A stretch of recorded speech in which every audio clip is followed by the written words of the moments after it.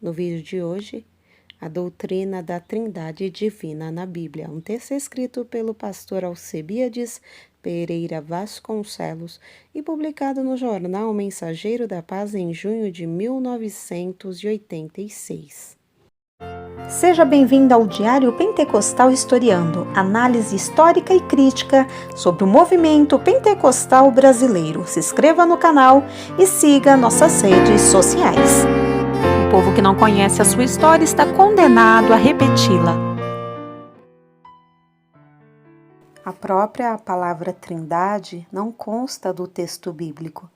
Trata-se de um vocábulo teológico para definir a triunidade divina que está presente tanto no texto do Antigo quanto do Novo Testamento, podendo ser facilmente constatado por aqueles que, não sendo cegos espiritualmente, podem perceber e receber o conhecimento da verdade mediante a iluminação do Espírito Santo e, deste modo, serem libertos do erro.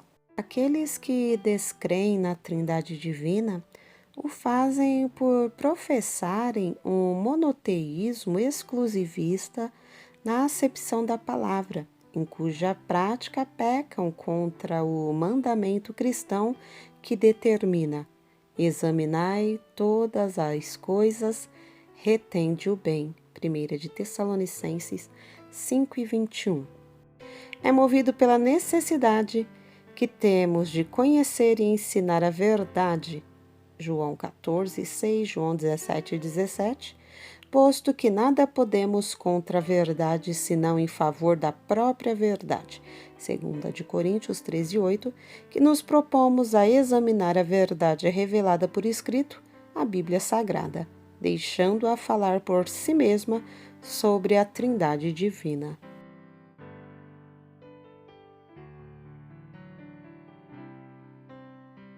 A Trindade no Antigo Testamento. O vocábulo hebraico Elohim, Deus, com mais de 2.000 incidências no conteúdo do Antigo Testamento, é um substantivo personativo masculino plural. De Gênesis 1:1 a Gênesis 2:3, em todo o processo da criação do universo, Elohim é o divino autor de tudo.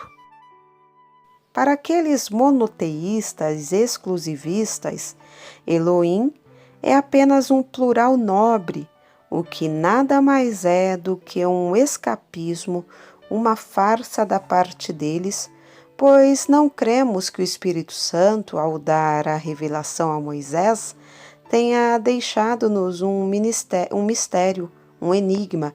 Ao contrário, havendo na língua original por ele usada os vocábulos El e Elohá, Deus substantivo personativo, masculino, singular, usou o plural destes vocábulos, a saber, Elohim, com a finalidade de nos dar através dele, já no início da história humana, a conhecer a raiz da maravilhosa doutrina da Trindade Divina. Além do plural, Elohim, o texto do Antigo Testamento, utiliza-se de verbos, adjetivos e pronomes também no plural, em plena concordância em gênero e número com o substantivo plural Elohim, Deus. Exemplos: façamos o homem à nossa imagem conforme a nossa semelhança. Gênesis 1:26. Eis que o homem é como um de nós. Gênesis 13:22. Vinde, desçamos e confundamos ali a sua linguagem. Gênesis 11:7. Não podeis servir ao Senhor, porquanto é Deus santo. Ezequiel 24:19. A frase deste texto, é Deus santo, no hebraico é Elohim Kidoxim, estando o adjetivo Kadox, santo, pluralizado em Kadoxim, para concordar com o plural Elohim.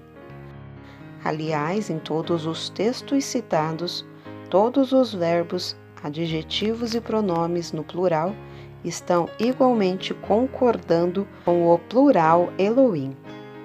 A linguagem do Antigo Testamento alude à triunidade divina, atribuindo os títulos Pai, Filho e Espírito Santo às três pessoas divinas.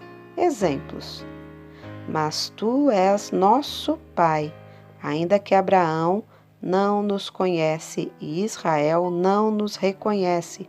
Tu, ó Senhor, és nosso Pai. Isaías 63:19. Proclamarei o decreto do Senhor. Ele me disse: Tu és meu filho, eu hoje te gerei. Salmos 2:7. E o Espírito de Deus pairava sobre as águas. Gênesis 1:2.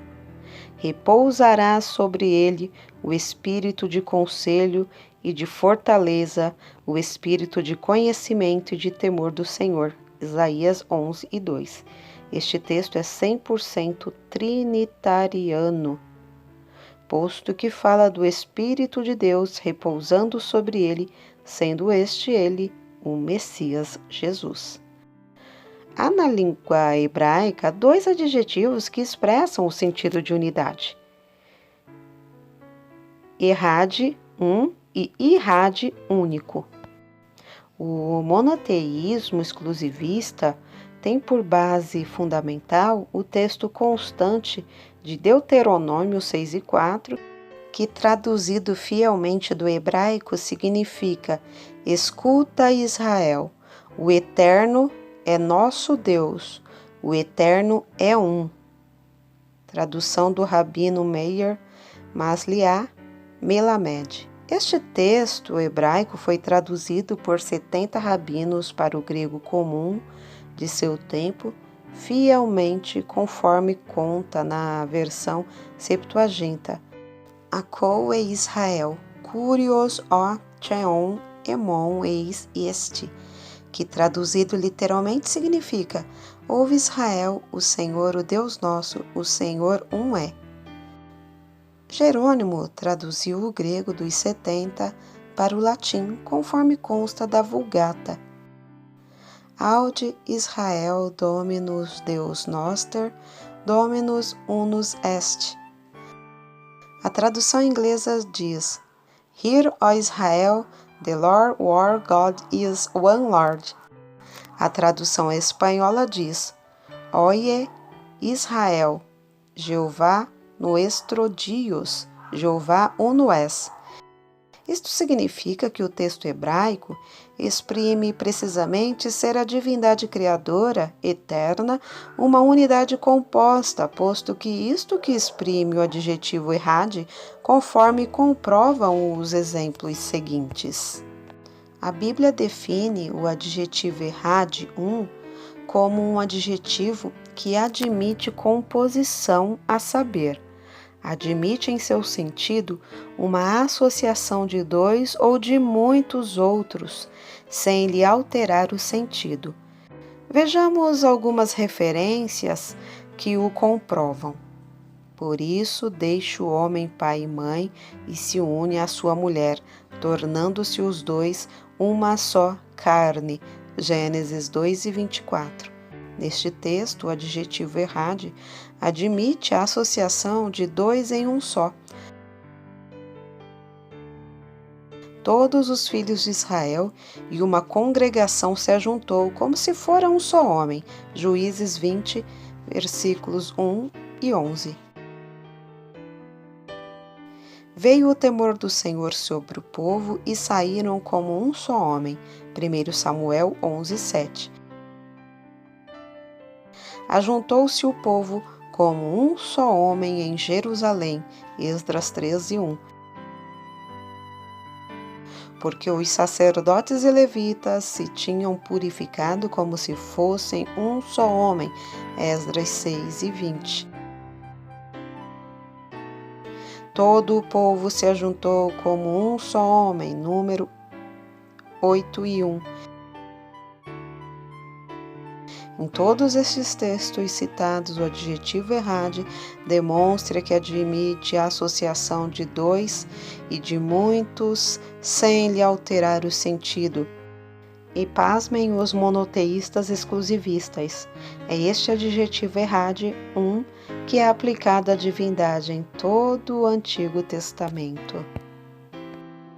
Irrite, único, é uma unidade absoluta, exclusiva, que em absoluto não admite qualquer associação para poder exprimir o seu sentido restrito absoluto, posto que qualquer associação que se lhe fizer altera-lhe 100% o sentido que tem. Vejamos a seguir algumas referências bíblicas que o comprovam. Toma teu filho, teu único filho, Isaque, a quem amas. Gênesis 22:2. E não negaste o teu único filho. Gênesis 22:16. E era ela filha única. Juízes 11:34. E único diante de minha mãe. Provérbios 4:3. Pranteia como por filho único. Jeremias 6:26. E farei que isto seja um luto por filho único. Amós 8:10. Todos estes textos citados e outros que poderíamos acrescentar à relação evidenciam o adjetivo irride, único. É um adjetivo absoluto que não admite associação com ninguém, porque qualquer associação lhe alterará o sentido, deixando de ser único para ser apenas um entre outros. Este adjetivo irride, único, nunca é aplicado a Deus no texto hebraico do Antigo Testamento. Até o momento foi-nos impossível descobrir a razão porque os tradutores da Bíblia para o português haverem traduzido o vocábulo errade como o sentido de irrade único. Ouve Israel, o Senhor, o nosso Deus, é o único Senhor. Chegamos a pensar, será que Jesus, ao citar este texto em resposta à pergunta do escriba, conforme Marcos 12:29, haja dado ao mesmo este sentido, motivando assim a tradução constante de nossas versões?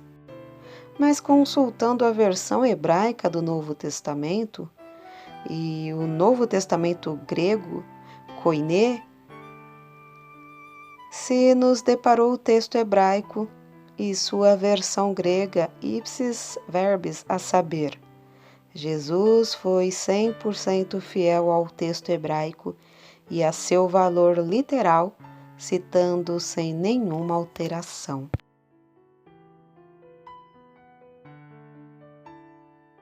A Trindade no Novo Testamento. O Novo Testamento, lido em língua original ou em versões fiéis dele em línguas vivas, é por excelência um livro trinitariano, porque descreve a divindade triuna do mesmo modo que o faz em relação ao ser humano. 1 de Tessalonicenses 5:23. Os monoteístas exclusivistas chamam-nos de idólatras por crermos e ensinarmos a doutrina da triunidade divina, e mentem quando afirmam ser esta uma doutrina católica romana, quando em verdade ela é uma doutrina genuína e fundamentalmente bíblica cristã. Citaremos a seguir algumas referências que comprovam o que afirmamos. Batizado Jesus, saiu logo da água, e eis que se abriram os céus, e viu o Espírito de Deus vindo sobre ele em forma de pomba. E eis, vindo da nuvem, uma voz que dizia: Este é o meu Filho amado, em quem me comprazo. Mateus 3:16 e 17.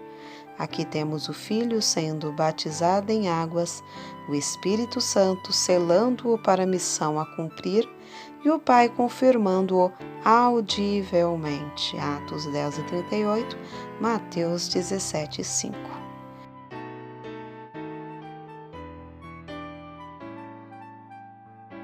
Eu rogarei ao Pai, e Ele vos dará outro Consolador, a fim de que fique para sempre convosco.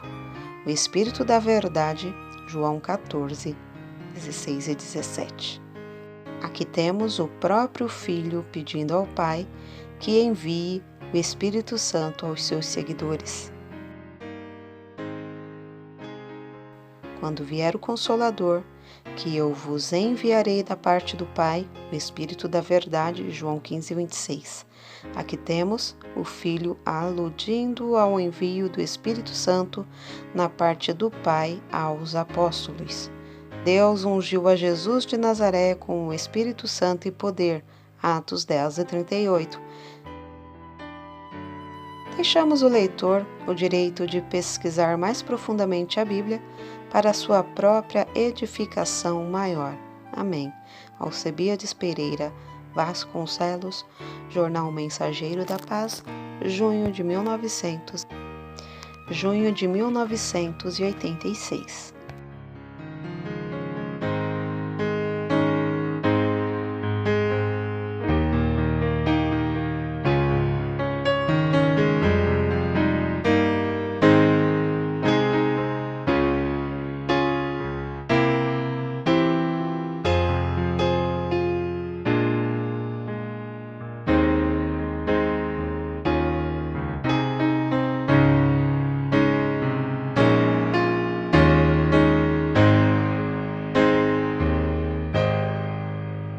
Porque nada podemos contra a verdade, senão pela verdade. Segunda carta aos Coríntios 13 e 8.